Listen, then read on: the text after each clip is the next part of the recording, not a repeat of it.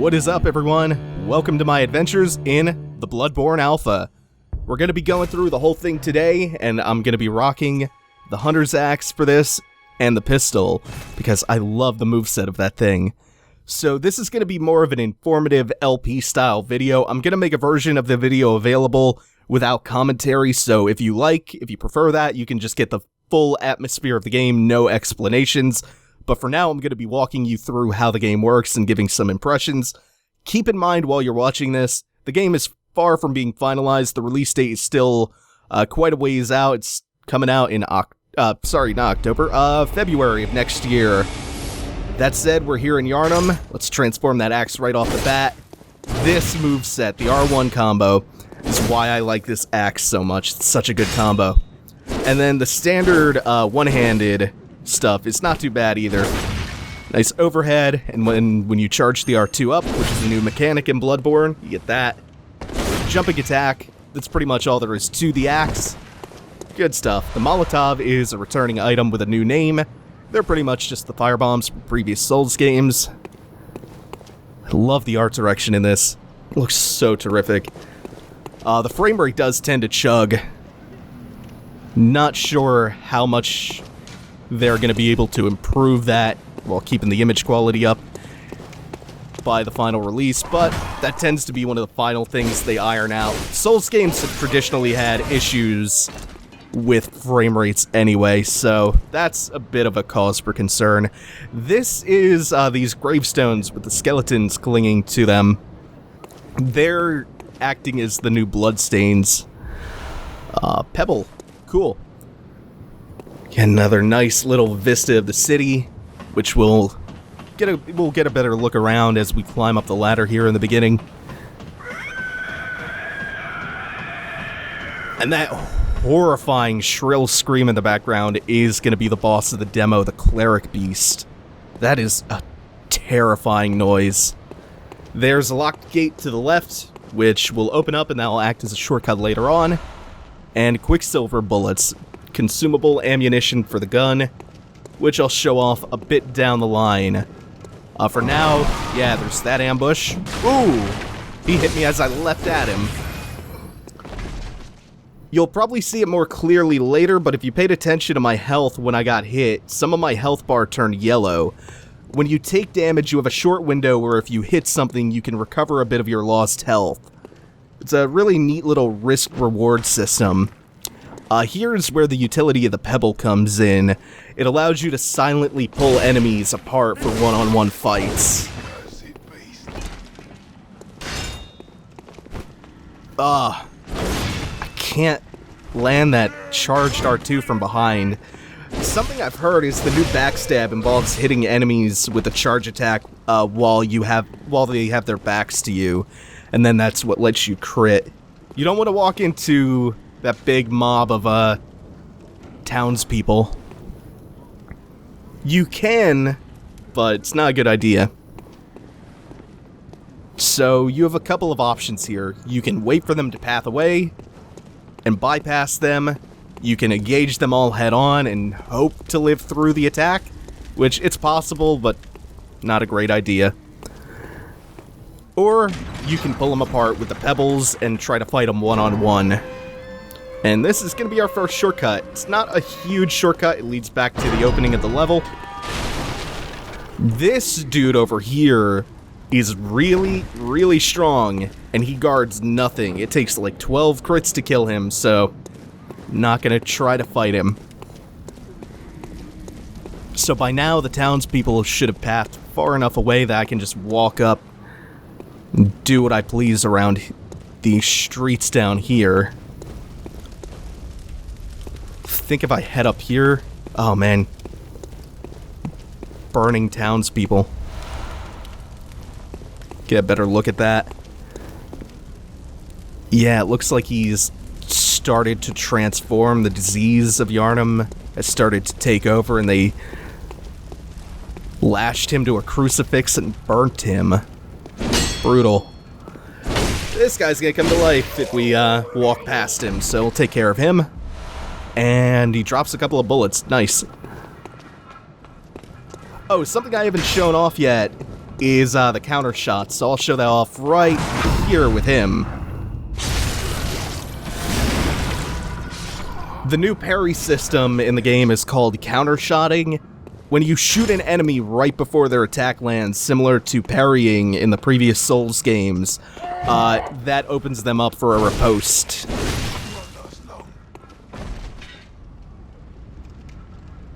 Let's see, is anyone else coming to ambush me? No, I don't think so. There is someone right there. And then I think a couple of the people from the town square also come up the steps after you once you make it up to this point and the bell rings. And he dropped me a blood vial, which is the new consumable healing item. Blood vials, they feel way too common and way too powerful. Whoa, whoa, whoa, whoa, whoa. Got caught up on the fence post there. Clanged off a little bit. So you'll notice that when I'm locked onto an enemy, I will dash away from them, I'll dash side to side, or I'll dash sometimes like a full 180 degrees around them. You dash when you're locked onto enemies and you try to evade, you roll when you're not locked on. Both dashing and rolling, they both have invincibility frames. Although I'm not exactly sure how much for either of them. I'm not too sure about the windows of invincibility. Pick these two blood vials up while something horrible pounds on the door back there.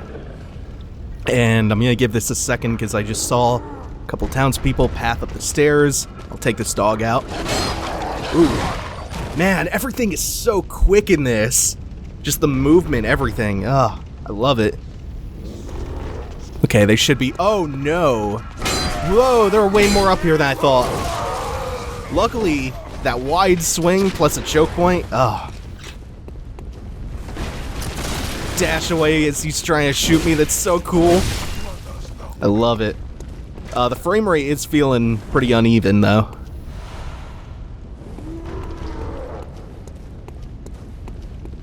Alright, so it doesn't look like there's anything back here. There is, surrounding the pyre in the middle of the town square, still a whole bunch of guys who have not been cleared out. Way, way too many to fight head on. And they're guarding some kind of item, but it's either a Molotov, a pebble maybe, some bullets, blood vials. Nothing worthwhile. Nothing worth fighting all those enemies over. This, I believe, is... Oh, that's not what I was expecting. That's a blood vial. For now, I'm gonna cut straight through this area. There are things on the left and the right. What I'm doing right here is I'm heading right towards a shortcut, and I'll be back for all this stuff later. I'm not ignoring it, I'm just bypassing it for now. So I can head in and activate the shortcut back to here. That way, if I die, which there's a pretty good chance of that happening, won't be too much of a run back. Again, the pebble coming in handy. We're gonna lure the dog down here, fight him away from that path of patrolling hunters, and I think they also have a dog with them. Holy shit, holy shit! That almost ended extremely poorly. I don't want to use too many health items either. I don't want to use my supplies in general. I want to save as much as I can for the boss. Over here, this guy's name, I believe, is Priest Gascoigne. And he is a badass. He's gonna go and distract the werewolves. The werewolves are crazy aggressive, quick, very damaging enemies. I'm gonna ignore them again for now and head straight for the shortcut. When you transform the axe into its one-handed version, you can swap the gun out for a torch. It comes in handy in these really dark areas down here. And we'll deal with all the ambushers to get some more Molotovs. Oh, there must have been something on his corpse. And it's a blood vial, I'll take that. I feel like blood vials are not only too powerful, they're entirely too plentiful. You get way too many of them. They're fine. In a way, they're finite. You can probably farm them off of enemies. They don't replenish like Estus flasks do. Yeah, that guy in the wheelchair from the trailer is just waiting to ambush you. And look what he's gonna ambush you over, a pebble. I love that. I love that they tantalize you with this item and you go in for it. Your eyes get wide and you go, oh man, free item sitting out in the middle of nowhere. You get shot in the back and you struggle through that and you find out, oh, it was all for a pebble. I love that. It's such a cruel little trap. Wasn't some big reward, just a pebble. Here we go. This is going to open up the second shortcut. This one is far more handy than the first one, because this one is right next to the boss, and this leads back out to, again, the opening area up the ladder. If you follow this path down, this is the one we just went down. So now, if I die, I'll come back out here, and it's about a 15-second run to the boss. I don't know. Not the best at making that estimate.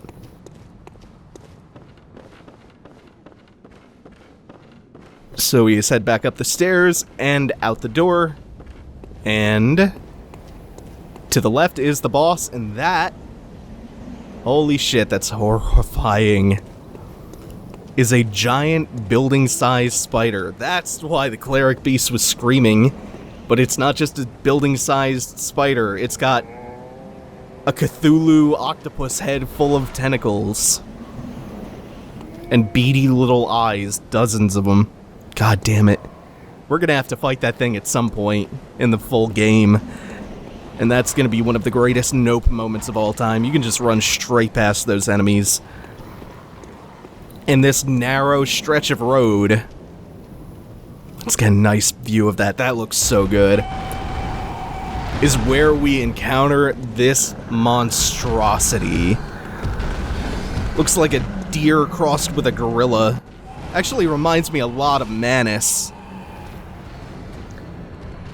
I'm not going to be doing a ton of locking on to this guy.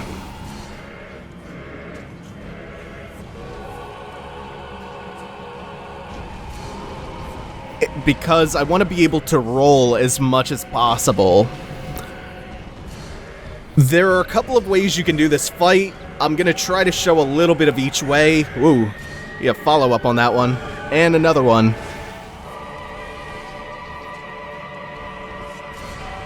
The Cleric Beast can attack pretty erratically if you let him. I'm not going to be spending much time locked onto him. The reason I want my roll instead of the dash for this fight is because, one, I'm more used to it. The dash is at least slightly invincible, but I'm still not quite used to how invincible it is. And two, the boss is huge and the arena is narrow. So getting right up in his face while you're locked onto him, it creates a really bad camera problem.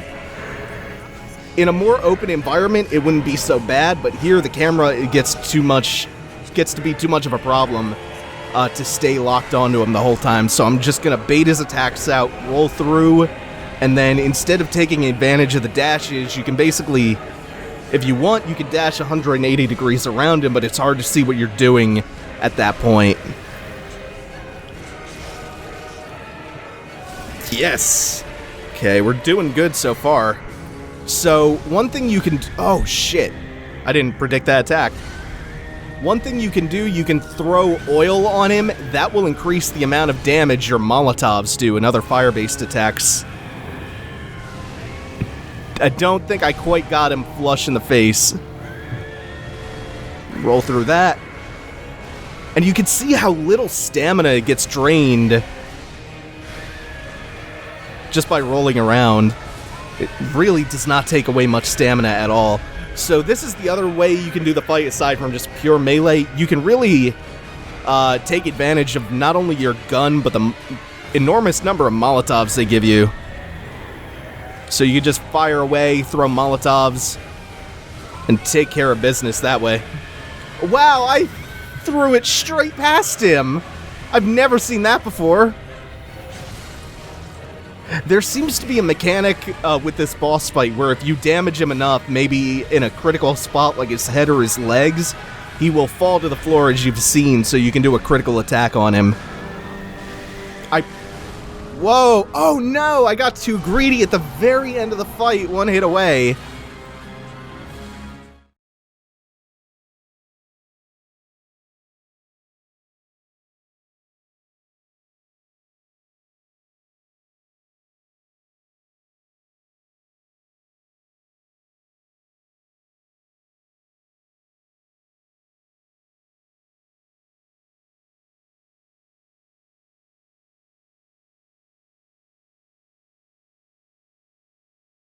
Oh man, I hope one thing they improve in the final version of this game is the loading times.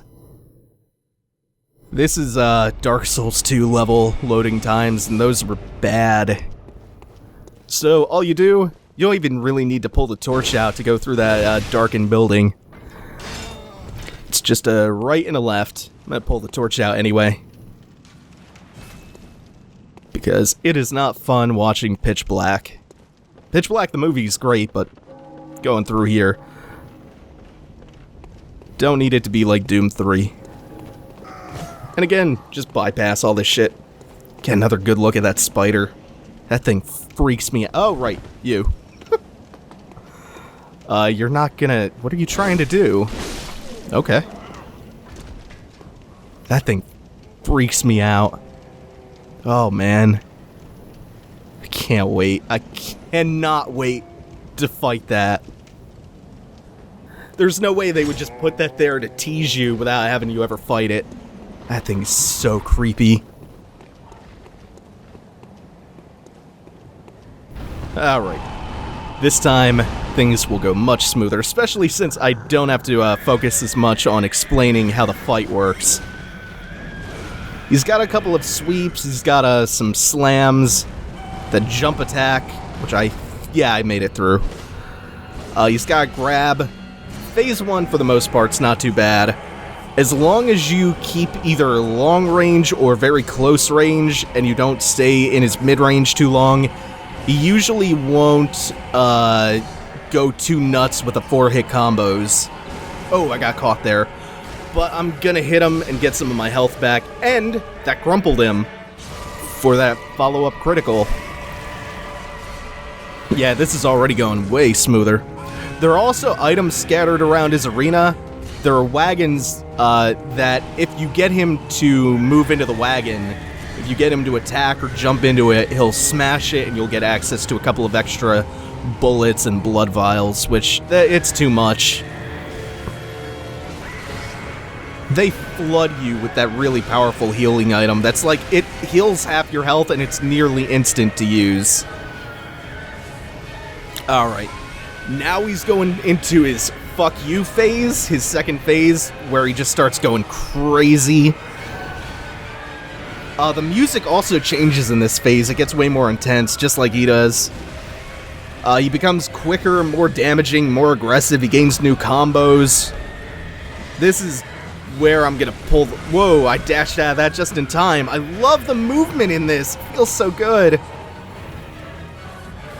I'm gonna stick to trying to spam the gun and get him. There we go, crumple him again, shooting him in the face. This fight would be crazy difficult if not for that, if not for the fact that you could get him down on his knees and crit him like that. And we'll finish the fight with some oil to the face and follow that up with a Molotov. That's it, that's the Cleric Beast. That is the boss of the demo. That is the boss of the alpha. Really, really good stuff.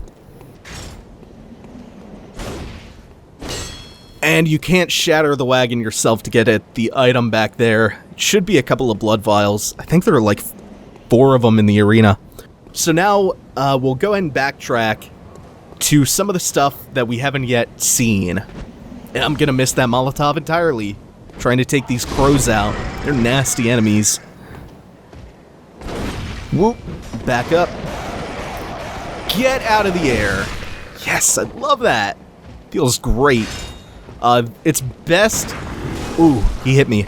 I didn't quite have enough time to dodge out of the way after I fired at him. Having a hard time getting the timing down to countershot him. There we go. Got it that time. Couldn't quite time it before. Ooh, and he's clipping me. Getting sloppy now. Those notes, the community's been calling them skelegrams, which is a name I love. They just replaced the notes and the messages from the previous Souls games. Just a new form of something old. Those guys, it's better off to countershot them because they take too many regular hits to deal with normally. I'm coming for you, Spider. One day in February. Ooh, you're back again. Look how quick and crisp that movement is, the dashing.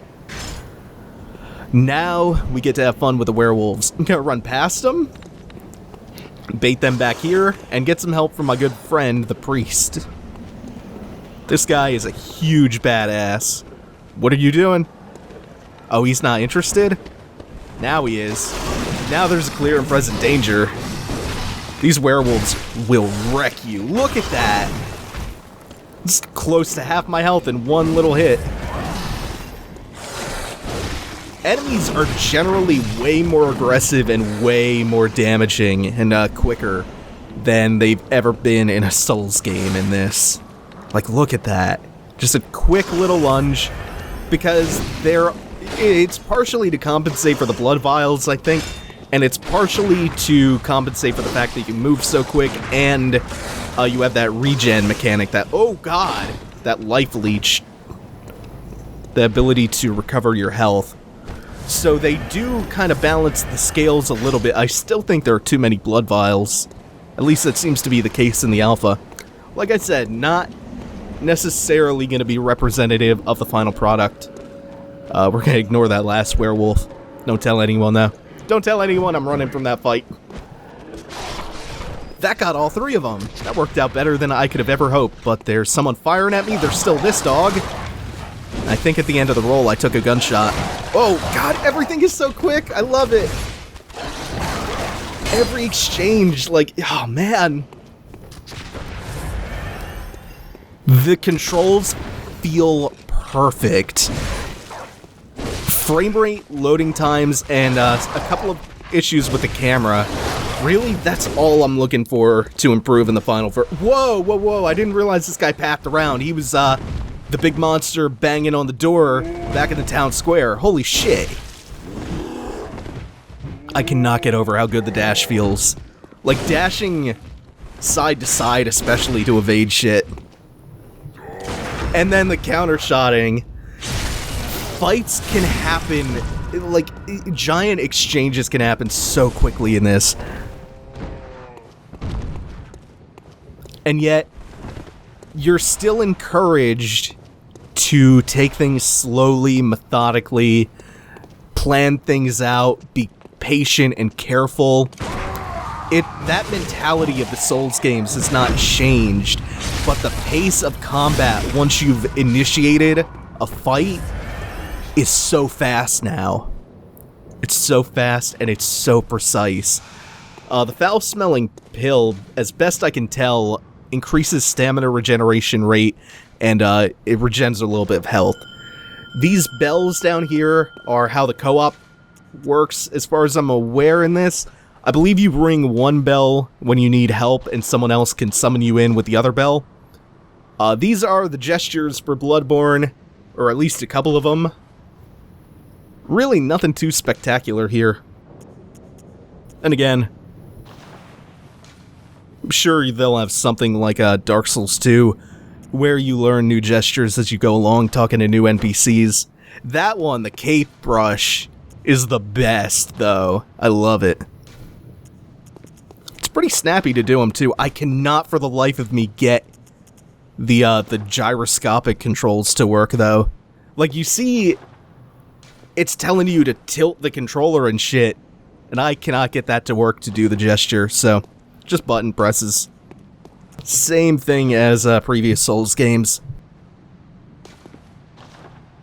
Overall, like, what I'm feeling so far with Bloodborne from all the time I played it at PAX and here in the alpha. It's a tremendously refined Souls game, spiritually. It's not a direct sequel to any of them, but it's a Miyazaki FromSoft dark fantasy horror game. Things have changed. Whoa, what the shit? I don't know what that was. Was I summoned to someone's world? All the crows are dead. Why did I just black out there? That's weird. I thought I was summoned to someone's world. The item's gone, the crows are dead. That's a little glitchy. Okay, whatever. Alpha version, etc., etc.